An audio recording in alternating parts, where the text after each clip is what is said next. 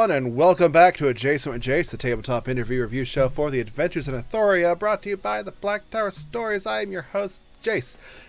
And with me today, now here we go to start the show, a longtime friend you already know. He's come back to answer some questions, so go on and comment some of your suggestions. He'll generate a name for his game and show no shame and say 100 platinum and give you a electrum and isn't the same sum, so watch yourself around him or he'll pull a fast one and let the show begin so I can finally be done. Hi, Eric. This is my green shirt because it is a Holy Irish Day that the white man took. Saint All Irish Persons Day. That's his name. And you are wrong on one thing with that intro. No, I would either pay you guys out in copper pieces or random salvage. Yeah. 12 chickens. Like, how much poultry can this quest give us? 42 bolts of linen cloth. You just pulled up your notes from last campaign, I see. Exactly. Like, fuck. Just for all of you DMs out there that might watch this, if you ever get players who are getting a little full of themselves in demanding payment for stuff, feel free to just have the player show up and demand payment. Be like, okay, it's right around back in the barn. And it just be a bunch of random shit. 13 cows. And it's like, look, guys, this is a small village. We ain't got 1,300 gold pieces. So you're going to take it in cows, linen, iron bars, sacks of flour. Just, yeah. I did that one time and my players were like, I think the DM's trying to tell us something. Maybe. But it was very effective. It was like, we should probably not try to hit up everyone for 1,200. It's like, oh yeah, these guys are broke, aren't they? Fuck. Yes, they are.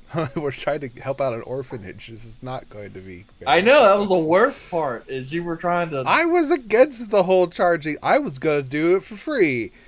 But everyone else, well, it was Ari. And not. It was like, that is Bardo. He's like, this much. Nah, man, we got paid like 12,000 or 1,200 gold last time. That's our going rate now. He's got a standard. It's like, oh. Well, the problem was that Omlik, the paladin, did not disagree. Like, I know. In some ways, sucks being the only good character in this party. Yeah, I know. I yelled at Kilmo about that last campaign, as you know, and there was a certain player for this campaign who's like, oh, paladin. I'm like, look, bro, if that's going to be an option, we're going to have a conversation about expectations here, because when it comes to holy or holy adjacent characters, said the name, Jason. Well, today's special is green eggs and just eggs. I don't know what happened to the ham. I think I ate it all. But we got Eric here, the dungeon master for the Adventures in Athoria campaign, so ask him all kinds of questions. As I mentioned in the intro, we've got a fun, very irritating game set up for him around the halfway point. It'll probably go longer if you start pissing me off. I'll add more dumb questions in there. And then, maybe, if there's time, another 2 truths, 1 lie, since Eric already prepared himself for it. So because you guys enjoyed that so much last time. I feel like we shouldn't squander the opportunity to get the 2 truths, 1 lie, but I also like the chance of making you do work and then not using it. So that's true. It's always fun. But it's there.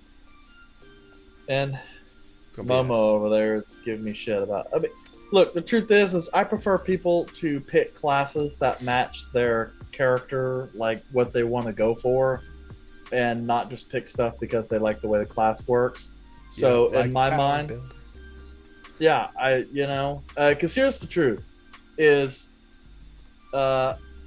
everyone gets a little upset from time to time with the way their class works, but people who are heavily invested into what their character is, like who they are as people, those people never get tired of their character, no matter how much shit they have to go through in the game. So if you start off picking, like having a concept for your character and then picking race and class and all of that stuff to match that concept, you are much less likely to make to regret choices you make for your character build later on. And in my mind, if you don't really want to play a character that's kind of religion focused, I'm sorry, I disagree with Dungeons and Dragons 5th edition. You should not be picking Paladin. Yeah. You're making your own rules as you go. It's horrible. Well, Eric, let's answer some questions that are in our chat already. For one, the one by our lovely moderator, Tater. Question for both. Do you think any characters believe in random Feywild creatures that bring them luck at the end of a rainbow? And have either of you thought of using leprechauns as a monster in your game? Well, as for me, I am fairly certain that Caleb probably does believe, and that's because he's in Authoria. They got all kinds of weird shit there, so I'm sure he doesn't rule anything out. I think Art will probably believe it if someone tells him that they exist, especially if Caleb tells him that they exist. So, yes. And have I ever thought about using leprechauns as a monster in-game? Look, man, I am down to do just about anything. But if I did leprechauns, it would be more like Leprechauns. The evil as in Leprechaun the movie? Yeah. Except, horrifying. like Leprechaun 1, not Leprechaun 2. Like, I'm not going to have them run around in go-karts or anything. All the leprechauns are great. Then he went to space. That was fun. I mean, it's Also, horrifying. the question is, like, how does that really work? Is that just like a fey dwarf? Because, I mean, we do have gnomes. And gnomes are like... I feel like they'd be more related to gnomes than other things. Yeah, I mean, I use red caps in my like Christmas specials because which are basically like leprechauns, like leprechaun, tiny elf creatures that are horrifying, and they're fey. So, yeah, I mean, I would say Izal probably believes in some level of superstition, but whether or not it's like leprechaun, I don't think so. I would think Arthur probably does because. Ship person, probably superstitions, whether it's fae might have something to do with your mom telling you stories of eat your vegetables or leprechauns will get you or something. So, the little green men. They'll come and eat you. Bite your toes or something. Then he got bit by an otter. That probably didn't help his nightmares. But yeah, I'd say a certain level. Gander, no. Gander's like, there's nothing smaller than me. It's impossible. Yeah. Gander would be the kind of person who would see it, would like come face to face with a leprechaun and be like, "The fuck is that?" Nah, I don't believe you. He'd be like, fake. "Cousin Reggie?" It's like, I haven't seen you in years. To try to rationalize the entire Fey realm. It's like, this makes perfect sense if you apply science to it. I'm like, no, it doesn't. This is magic. Clearly, yeah, I love one day. It may happen in this campaign. I mean, like, just kind of depends on where you guys take stuff. Or perhaps in a future campaign, a lot more plane hopping. Then you could see all kinds of cool shit. Die in other planes, though. That's the true. problem with that is, like, I like my characters to live and, like, survive. And that seems like a very dangerous type of situation. Although I did hear a rumor that the next section of books that are coming out will be Spelljammer as well. So it's a very popular campaign setting. I personally never played in a Spelljammer game. I was more of a Forgotten Realms and Ravenloft, and of course like Greyhawk, which is kind of the standard for 3.5. But we have spent pretty much all of our D&D history playing in our custom homeworld. So yeah. The only time we ever really play in other campaign settings is generally when we're playing a module that is from a particular campaign setting. On to the next question from you, because you typed it in the Discord and you cheated. Mine. Yeah, and you yelled at me about that too. Yeah, you gotta put it in the chat so everyone can see it first. But question for Alex as the producer. What's a group of players you'd like to see for a Black Tower one-shot? I like seeing Eric as a player because... Never had. You just you ruined any chance of that one shot ever happening. Exactly. Well, it happened at one time. We have it. There's a record of it. Having you as a player is fun because you'll try to do something and then it not work. It's always funny watching that. I will admit I am a much better dungeon master than I am a player. You'd figure you would know the rules a little bit. Like, I'll do this. Like, that's not how that works. Shut you down immediately. Yeah, apparently that part of my brain doesn't work. Because plenty of times I've like... You got the creative juices flow. It's like, oh, blah, blah, blah, blah. I was like, wait.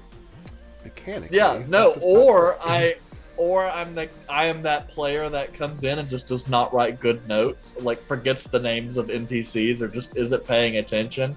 I hate to say it, but I am a problem player. That's why we stick you as the DM. It's like, we can't deal with you outside of that. I would argue that it's because I don't have enough practice being a player. You guys have had like 17 years, 18, about 18 years now of practice. Yeah, we're used to goofing off and getting away with it. Erica's one. Always like seeing Ari play, just always. Bevo's really fun for one-shots because the chaos really comes out because there's no consequences, so worst thing happens, your character dies. That's true. So. He gets to be kind of really weird. That's where you get the weird ideas. You think Gorbek was weird? There's some weird shit.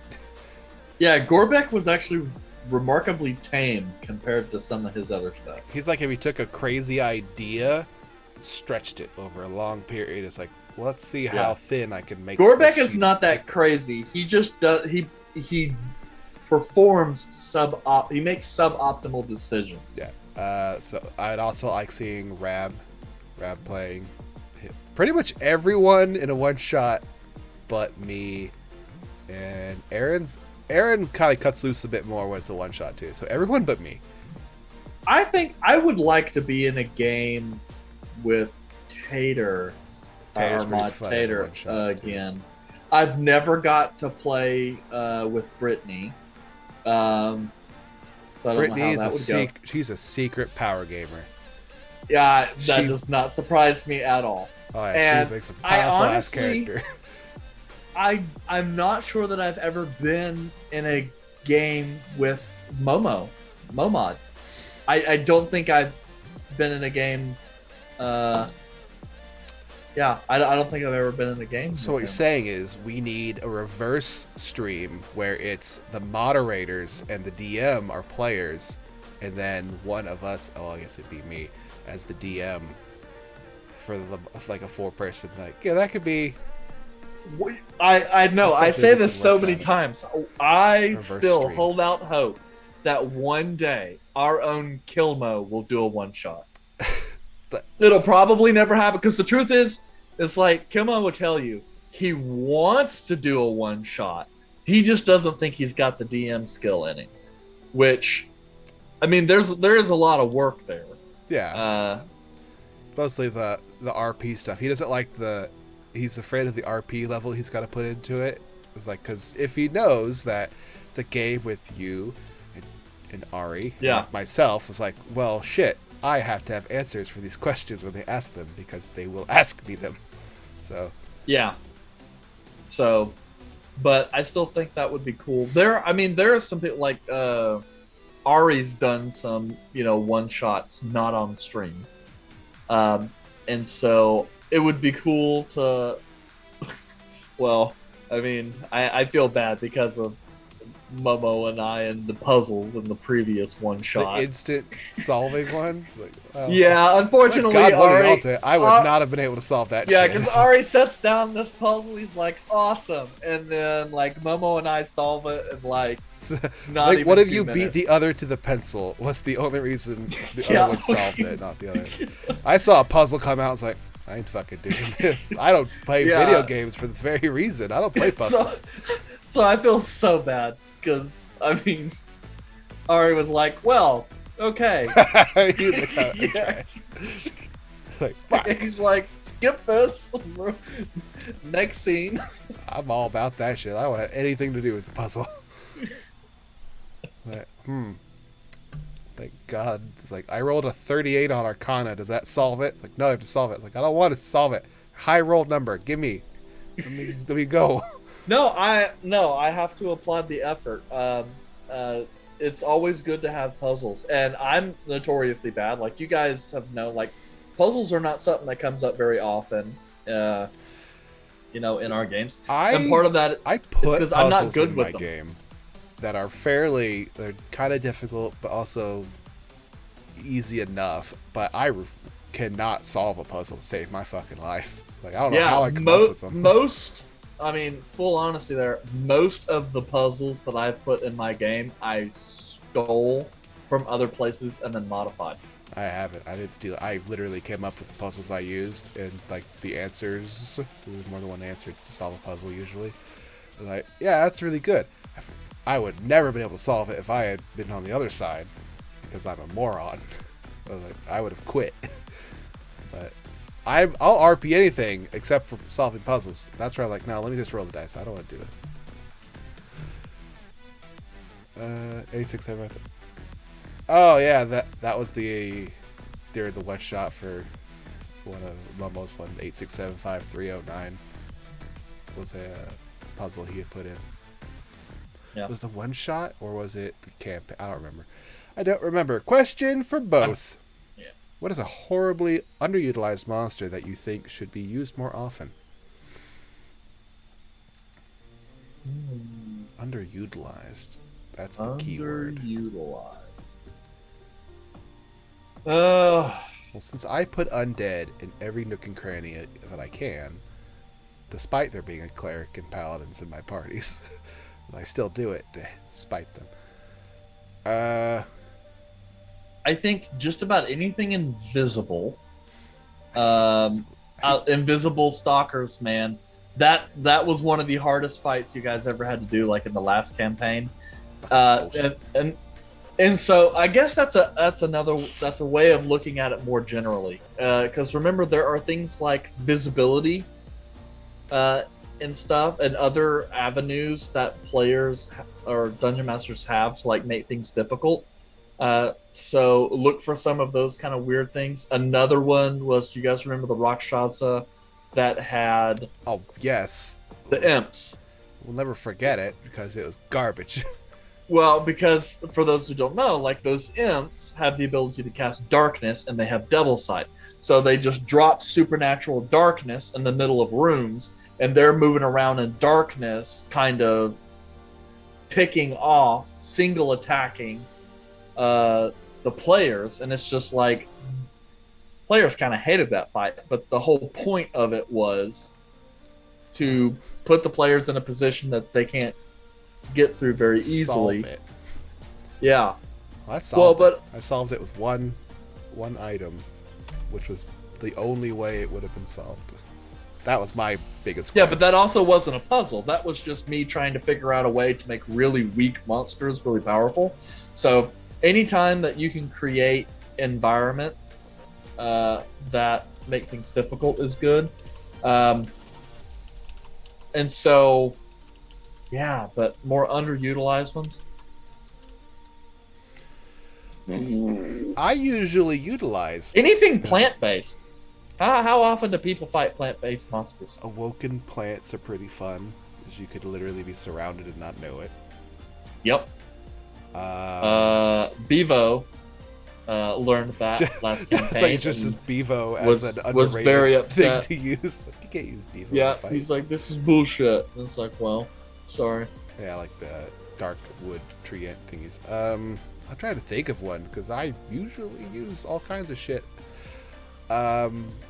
The unassuming, like one of my favorite monsters is the Catapeplis, that murder cow, death cow. No one's ever fucking heard of it. It's very weird. It's not that great. It's basically just a cow with a lot of HP, but it has a literal death ray. It's the name of the attack, and it's like does a shit ton of damage and can kill you instantly. Like, I like the insta kill abilities of certain things. That way, when things really go bad, they go way bad. I think that's underutilized. Yeah, it's hard for me because there are some really classic monsters that would be very well utilized in a lot of campaigns that are not often utilized in mine. So honestly, like my list would probably have some entries for my game, stuff that I would like to work in, that you're like, man, that's like in every campaign. You go, well, not everyone. I not think mine. the answer that's obvious that I would say for this one is Bone Claws. Bone Claws should be in every campaign. How many liches fuck up and don't get it proper? That's what I'm saying. Every failed lich is a Bone Claw. There should be more Bone Claws. That's an argument. It's a fact. Banshees are also a lot of fun. Yeah. They're not as dangerous. You could put you could put Bone Claws in any type of situation though. So, question for both: what classes and subclasses do you think needs rework the most? Monk in general as a class is a great idea, and its strength is in its core of how strong it is, but its subclasses are almost all garbage except for like 3. Yeah, I would see that from a subclass perspective. I mean, the low-hanging fruit is obviously Ranger. Ranger's got a weak base class and like 2 good subclasses. Yeah, so like now that to be said, like the Ranger is still a good class if you're using all 3 pillars. So in too many games, focus almost entirely on RP interaction and combat and very little on exploration, which means you've pretty much removed the use the of a Ranger. foundation of the Ranger is pretty much exploration. So right. That's an issue. Alternatively, that would have been different if, like, in 3.5, they have, like, really good stuff on their own, and then you had subclass that was a lot about that kind of exploration stuff. Then you could have gone that route. And, I mean, I know that Wizards has already said they have no intention on updating the Ranger, which is unfortunate. Who knows, in D&D 5.5 when it comes out in 2 years. Oh God, I hope they'll fix something about it. I don't think we covered that. That was a pretty easy one, the subclass one. I don't think and smiting. I mean, we can also say smiting. No, smiting is great. Don't mess with smiting. I know smiting is great, but it's a little cheap. You know, like Paladin. You say that because you critted your own monster. No, I'm not just saying that. I'm saying that, like, anytime someone's like, I'm going to play a Paladin, I'm like, fuck. Okay. Well, that's unfortunate. that you're saying smiting is broke when you consider the amount of damage dice being used is comparable at level 18 to a fighter, and they have a usable resource that they cannot get out of. Because they only get 2 attacks, and the smiting is what gives them extra dice on their attacks, where a fighter gets 4 to 5 attacks plus action surge, doubling them to 8. And they're dealing 8d worth of damage plus modifiers to each attack, which is considerably more damage output than a paladin does on just the 2, unless they crit.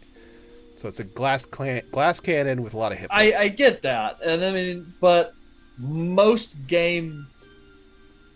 campaigns do not get that high level. No. Most stay under mid-tier. And even in the mid-tier, they are still comparable to the fighter, because short rest gives them back action surge on a short rest. Therefore, their damage output continues. No, I get it. It's just doesn't have spell slots. It just kind of sucks, because that means when a paladin crits, you're like, well, it makes it even better. And it's like, that sucks. There goes my monster. It goes awesome. That's when you slide in. But it does suck in the sense that means that realistically there are certain types of monsters, undead and demons, for example, that you just generally don't put in your campaign as BBEGs. When you got a paladin, have a problem with paladins? Is that what you're saying? Because you mentioned rangers and monks, but it sounds like you got a problem with paladins. Actually, I have something to say about all the classes. So do I, but we don't have time. That's a whole different. Well, we could. So here's another way of putting it. I like my characters to have to struggle a little bit. Yeah, they could struggling is good. And a paladin, I don't know, man. It doesn't take a whole lot of effort to not do a whole lot of struggle. Oh, it's in the chat. We got to do it. All right, we're going through the classes. You've got 10 seconds on the clock per class. Starting off, let me pull up the list because I don't like 13 God. of these fuckers. Yeah, barbarian, bard, cleric. Starting off, Druid. alphabetical order, artificer. What's your problem? Oh, artificer. I actually couldn't say. It's been so long since I played the artificer. I think it's just really complicated, and I don't like that they can get so many magic items. All right, on to the next one, barbarian. Barbarian. Lots of hit points. I don't like the idea that they can functionally become immune to like just about anything with certain subclasses, which is like really the subclass people take. On to the next one, bard. Bard. I mean, what the fuck? Actually, Bard's a pretty nice class all around. I think it's generally underutilized, but most of its subclasses are crap. You always come in at the very end with an actual statement of why you hate it. Yes, I know that you gotta wait there. You qualify it, and then you say, but it's shit at the end. Cleric. Yeah, but no. I wish that cleric's spells were almost entirely dependent on their domain. Druid. Druid. Way too much dependency on wild shape, even for base builds. I would like it if the different subclasses were more different. Fighter. Fighter. Solid class. I actually don't have much to say about that. Eldritch Knight kind of sucked a little bit, though. You did it again. Monk. Monk. The ability to ignore fall damage in a whole lot of cases and jump over and make certain obstacle. Everything is accessible to a monk. Done.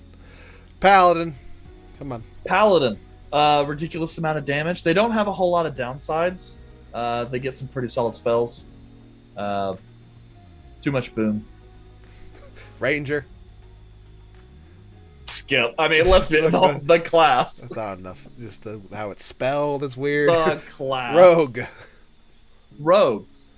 Sneak attack. Not the hugest fan, especially with assassinate. However, I compensate by actually using the stealth rules. Sorcerer. Nice class. In some ways, feels a little too similar to a wizard, though. Yeah, I know. The metamagic's really the only thing that differentiates it. You basically just said it's a weak wizard. Warlock. Similar to cleric, I wish the majority of their spells were derived from their specific spell class.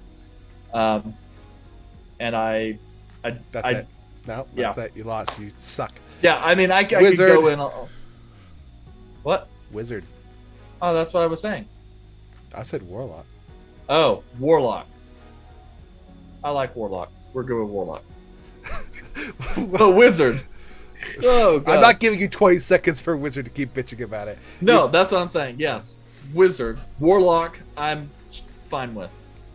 Wow. I think that's the only one that made the cut was warlock. Okay. Yeah, and somewhat bard, except the subclasses suck. It's like at the very end of each one of them, it's like, and this entire class is bullshit.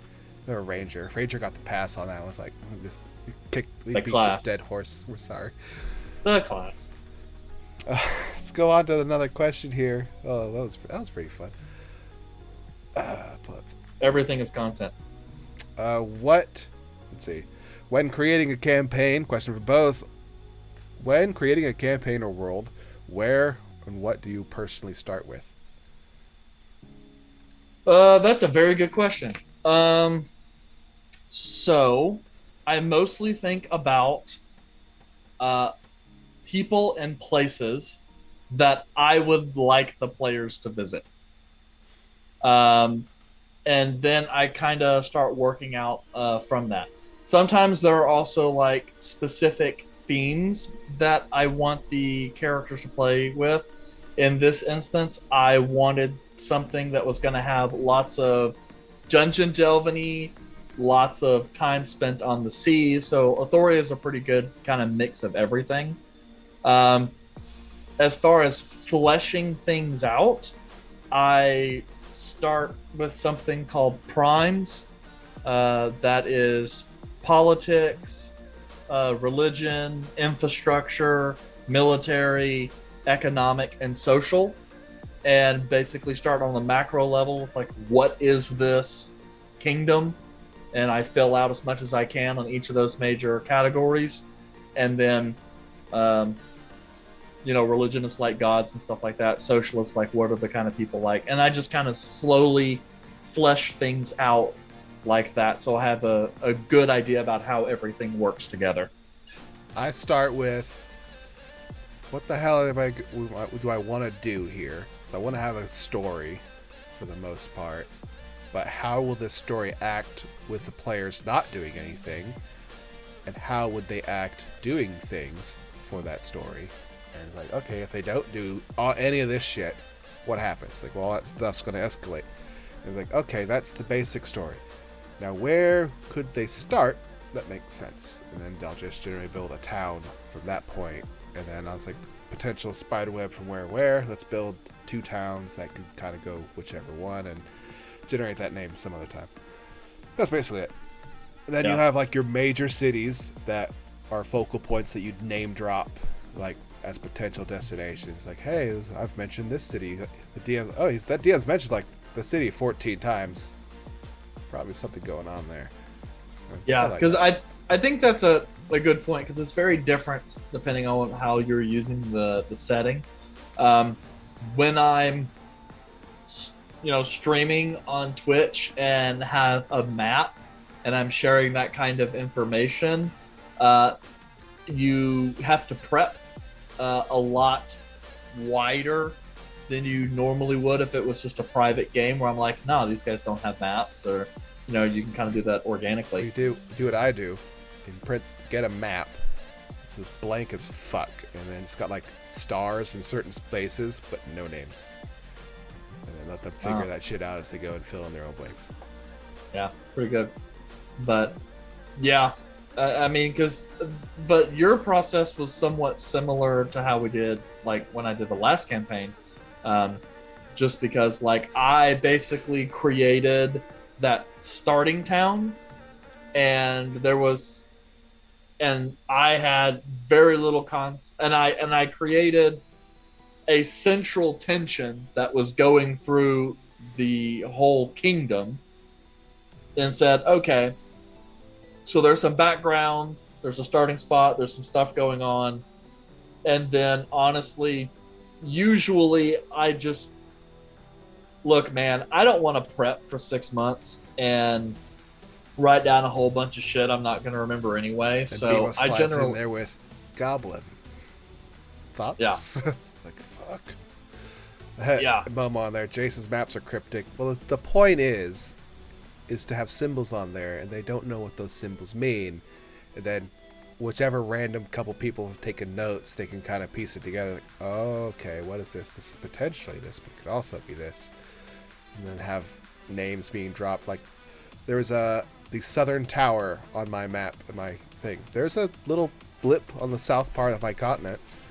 There's also a southern vale. There's a tower in the south. There's all kinds of things, but there's always be mentioned as a different name depending on where you're at, because they call it something else.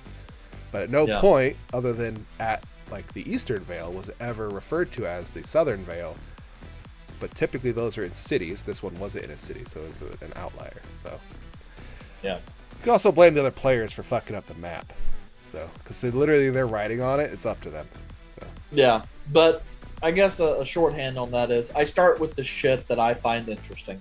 Yeah, that is the short answer. Like, how do you start a campaign? It's like, wherever you fucking feel like. You want to throw a dart at a map? Figure out why you're interested in running in that particular campaign, and then get as much of that information down as you can, and then work about connecting it and doing all the boring shit. If you want to find out where should my players start, just literally get your map, put it on the wall, throw a dart at it. Like, there. Yeah. They're starting there. Why are they starting there? And go from that. We got some questions in here. What is an idea for popular media that you think would make a great campaign idea that you haven't pulled the trigger on yet? I subconsciously steal shit all the time. Like, what is an idea from popular media? Dragon Ball Z. Just Space aliens crash and they're way too strong. Well, that's also Superman. Well, also Dragon Ball and Superman are like the same thing. Yeah. It's a popular idea I haven't stolen yet. Yeah, it's kind of funny because there's lots of stuff that I enjoy from fiction and like fantasy literature. But I have to be very careful about what I include because I do have a person in my party that reads much of the same stuff I do and has definitely called me out in certain times. It's Kilmo. And he's the only one in the party who probably reads excessively of any kind. Right. And we send each other books all the time to say, hey, read this, it's good. So there are times where like I'll go to explain something. He's like, I don't really I'm trying to understand this thing. I'll be like, it's like X and Y book, and he'll be like, oh, got it. So ABC. It's like, yeah. It's like, okay. Question for Eric: do you have any expectations for us to hit all the islands on the map? Expectation?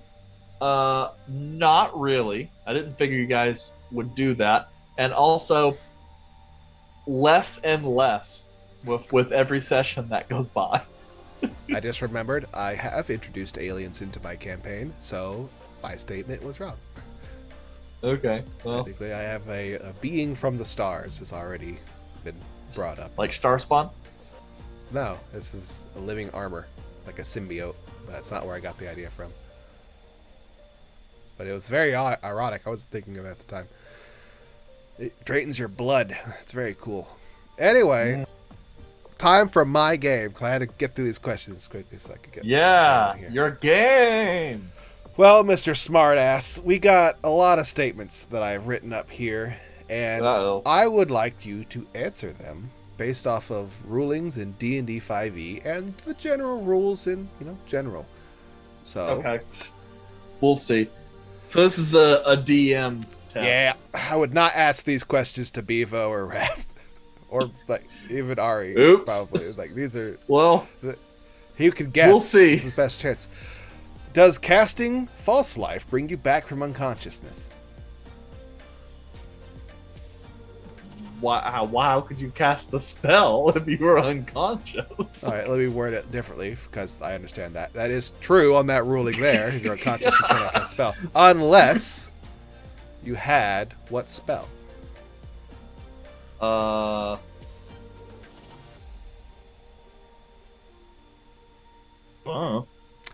can't remember the name of it. It's the one that as like a just in case spell. You prep a spell to be cast whenever certain things happen. Yeah. I wanted to say Feign Death, or was that?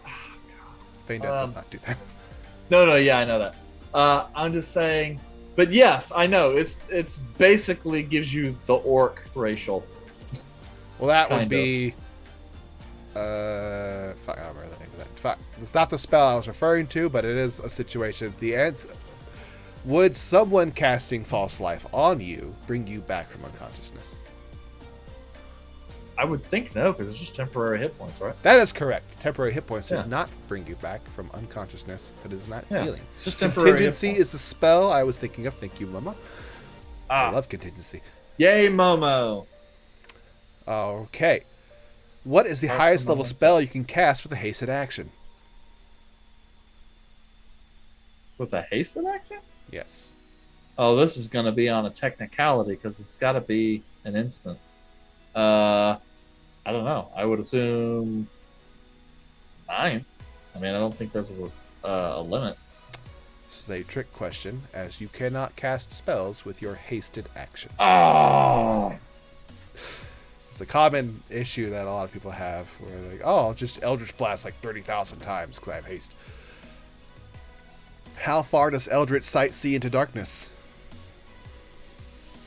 Eldritch Sight see into darkness? 120 feet. Another trick question. Eldritch Sight lets you see with it can let you automatically cast Detect Magic. So it does not have anything to do with how far you can see into darkness. There you go. So there are trick questions in here. You is right. How does this? What spell does the invocation Whispers of the Grave give you? Since you love Warlock so Speak much, with I put... dead? That is correct. Speak with dead. Woo! Bonus points. What level is the prerequisite for taking that invocation? 5th. 9th is the prerequisite. Alright, well. That was just you I trying don't to know. guess. That was a guess. How many Mystic Arcanums does a Warlock get? 3. No. It's 4. Okay. Well, 6, 7, 8, 9. do you have Hey. right in a row? Well, you get 4 of them. You get a 6th level Mystic Arcanum, a 7th level Mystic Arcanum, an 8th level Mystic Arcanum, and a 9th level Mystic Arcanum. Okay. I'm with you now. I thought you were saying you got him at, 6th, 7th, 8th. That would be level. crazy. I'm like, you cast a 9th level what? spell at 9th level? Like, fuck yeah, man. I was like, what? Genie Warlock is broken. Okay, the following is a statement that I need you to review for me. There are many inconsistencies and inaccurate parts of this one. Tell me how many you can find as I paste this in our chat. You'll have to pull it up. Okay, let's see here. I will read it out loud. The Light Cleric casts Misty Step. It travels 50 feet away from the paralyzed target, and then casts Spiritual Weapon to attack the prone target and auto-crit, dealing 2d8 radiant damage instead of the normal 1d8. How many incorrect parts can you find in that statement? Well, normally a light cleric can't cast Misty Step unless it's a racial, so that might be wrong. As if you're like a Mark of Passage human, you can cast Misty Step from the racial. Misty Step is not 50 feet, though. It's only 30, I think. Misty Step fell away from the paralyzed target. And then cast Spiritual Weapon. Okay. And then attack prone target and auto crit dealing 2d8. I'm pretty sure Spiritual Weapon deals 2d8 radiant damage normally, so you would do more damage than that.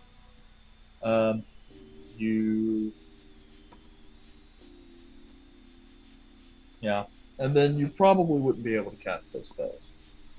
Because I'm assuming they're doing this all in the same turn. That is the general understanding of this statement. Yeah. So unless you have an ability, perhaps from that racial we talked about earlier, that lets you Misty Step. So how many do you see? You mentioned 2 that I can see that you've mentioned. Yeah, so like 1, 2, 3,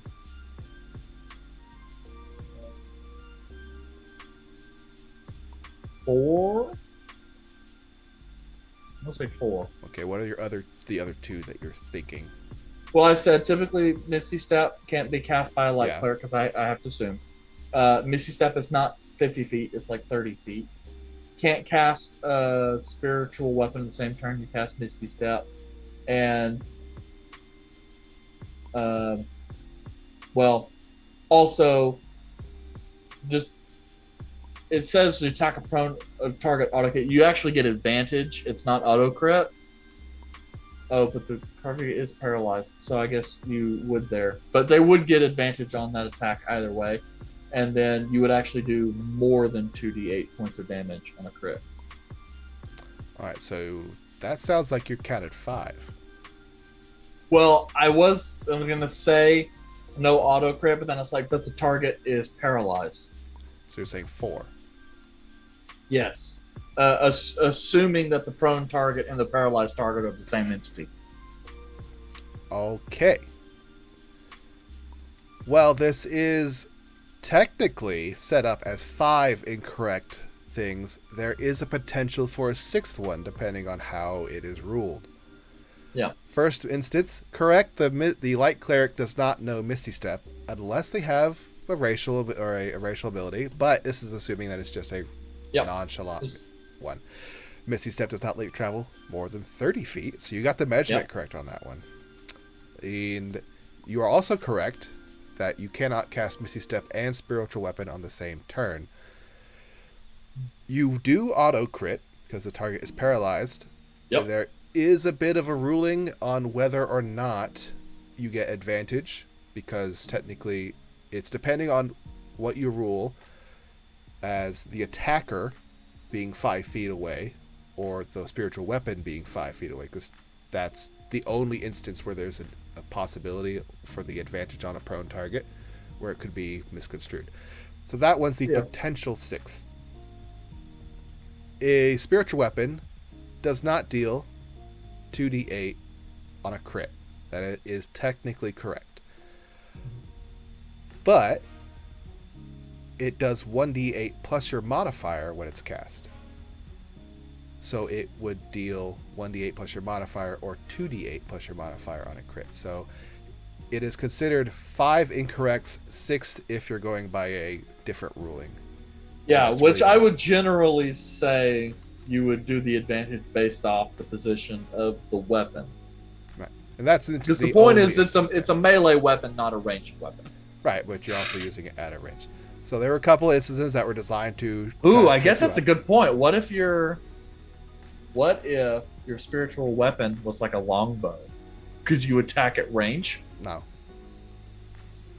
So it could look like a long. It could look like a lot of things, but it only does a melee spell attack. Is how. Yes, I know that. I'm being facetious, but that's not one of the rulings, sir. I know, but that's kind of like the point, though. Is like obviously, if it's a melee weapon, like it, yeah. That's just I would. So the argue. 5 potentially 6 incorrect parts, where you stated 4. So technically, you missed 1. You got one kind of right, but you got it wrong in the same process. But because your statement was you think the spiritual weapon does 2d8 base, when it doesn't. It does 1d8 plus modifier. So I wanted to. That was the hard. That's what I was that makes me try and figure out why it is. And the additional one is force damage instead of radiant damage. So that was the 6th. Ooh. That was the spiritual. Thank you, Momo, for reminding me of that one. So I have it listed on here. So yeah, that was the other trick one on there. It's like I wanted to put radiant damage because it's cleric, and even though I know it's force. Okay. And now for my final little quiz bit here. You're attacking a target in darkness. You do not have Devil Sight. Do you attack at disadvantage or a straight roll as it tries to leave your threatened square? Well, typically you would do that at disadvantage, assuming you even knew the target was there. But I was trying to sit here and think. I guess I would say disadvantage because I don't know that there's anything there that gives you advantage. The correct statement is, as ruling by rules, you do not get an attack at all. Exactly. Because you can only make an opportunity attack against a target you could see when it leaves your threatened square. Whether you know it's there or not, because it could cast invisibility, if it leaves your threatened square and you cannot see it, it does not provoke an attack of opportunity. So casting invisibility is essentially the disengage action. Yeah. Without taking disengage. That's a good point because I let you guys do that in the past, just because essentially the way I was looked at it is because if you're striking like at an invisible person and you're just swinging, if you happen to pick the right location, then you just take it at disadvantage. When you're making an attack against a target you cannot see, you take it at disadvantage. That is correct. But the rules for provoking attacks of opportunity state you have to be able to see the target. That's good. I didn't know that. I'll make sure that I screw you guys over with that in the future. Yeah. So that's a little tidbit. That's what I learned in the past 3 months. Like, oh, that's neat. Yeah, the best part about having Jace in the party is he has no problem throwing the party. I will fuck myself over so many times. You have advantage? Yep. Crit? Excellent. I'm asleep, sir. Hit me. Yep. Well, that's it for that game that I had set up. It was mostly successful. Well, it is a DM thing. DMs will, if they have an opportunity to correct the rules, even if it hurts themselves, they want it. They're like, hey, man, you have advantage. I mean, but the other thing is it's like, that just kind of goes to show you, like, you don't need to know all the rules. Someone will know like, it. Yeah, a lot of that stuff is like player stuff, and I'm like, if it has to do with players, it's like I trust players to know their shit. It's the same way that like there is no rule saying that you guys have to roll in Roll20 or D&D Beyond or anything like that. I got no problem with you guys using your own dice. There's a lot of other dungeon masters who would say no, but I've been gaming with these people enough that it's like I think any cheating habits have long since been trained out. I have to roll with advantage just so I could potentially hit. And that's without like a high AC on the enemy. I just suck at rolling. Yeah, well, Eric, I teased it at the beginning, and I'll go ahead and let you do it. Can you do your 2 truths, 1 lie, since we are already at the 50 mark? 2 truths, 1 lie. Oh, are we? Yeah. Well, that goes back to what you were complaining about before the stream started, that it's like... I never get to have the shit. I wanted to get to my game for this one. I was like, stop with the questions, guys. I want to get to this. Okay, fine. You're just going to be a dungeon master and just shoehorn it in there. Look, this is the plot. Take this plot Okay. and go. So, number 1. Even with Gorbeck gone, there is still a party member whose backstory is connected to a BBEG. Number 2, there is a powerful entity who is subtly steering the party towards a desired end, one that will prove disastrous for the party. And number 3, one of the party members is deliberately acting like a different person to keep a terrible secret. Those are all good. Those are exactly. When you do 2 truths, 1 lie, it works best when you want all of them to be false. I think I've got an idea now of one of them being true, but I could also be wrong. It was a good throw out. Good one. Putting 1, 2, and 3 are all rap. It's all him. It's one character. Well, it's the only part that hasn't changed yet. He's slowly trying to kill the party. Interesting. Your 2 truths, 1 lie are definitely up there. Yeah, and eventually I want to do a 2 lies, 1 truth lore edition. The world is flat. So that way I could like drop all kinds of lore stuff, and then it'd be opposite. Like, man, I wish that was true. It's like, well, only one of them is. Well, it wouldn't be adjacent with Jace without me asking you, what was your favorite Gorbeck moment while he was still here? I don't know, man. Gorbeck is was a hot mess. But I think in certain respects, some of the time he spent by himself, like when he went to go buy candy for the local children in Flott's Bottom, that's a bit more of an understanding of who Gorbeck really is. And I kind of wish that Gorbeck had stayed around a little bit, because there would have been a lot of cool moments that I think would have been good for Gorbeck. But I understand why Gorbeck left. So, yeah. It's unfortunate. Who's the top of your Deadpool?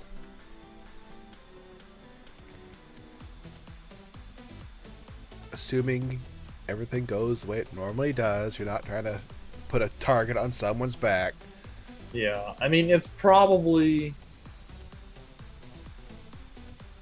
I mean, technically, if Gorbeck hasn't died yet, Caleb. You could put Gorbeck on your list, Well, because he's most likely to die. You don't know. He could be dead. But, definitely Caleb. Because the truth is, it only takes 1 time of one crit not paying. Take his ass out. Yeah, it's like the meme you have going on the pre-roll for the stream, where it's like, level 1 wizard and he's like hiding under a blanket. Level 20 wizard, he's still hiding under a blanket. But his WoW character looks amazing. Yeah, well, that's true. Although I think he may have a mage, but he tends to roll warlock.